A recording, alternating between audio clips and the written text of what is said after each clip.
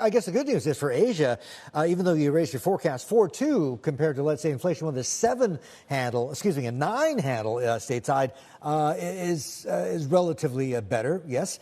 But because of the way that a lot of economies in developing Asia weight or measure their CPI, I mean, food and also energy are much more heavily weighted than other parts of the world, which, and I want to ask whether you agree, constrains their central banks, even though many of them have sort of had a head start in terms of tightening and doing so aggressively. What do you think?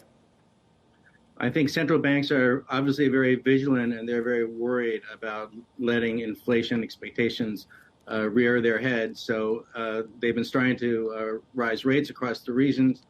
You're right. Both food and energy are important in many of the CPI bundles in the region. One thing that's helped keep inflation rates in check has been the reliance on rice as opposed to wheat or corn, and rice prices have been fairly stable.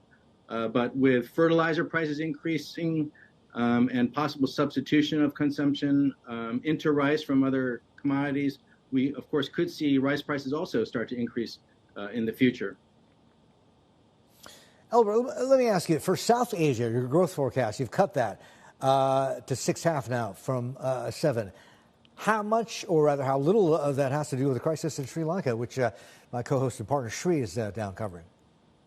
The downturn in Sri Lanka certainly is contributing. We're forecasting that the Sri Lankan economy will shrink by 7.6% this year and continue to shrink even into next year as the adjustment plan takes shape. But the biggest factor is still India because, Sri Lanka as a share of South Asia is still relatively small.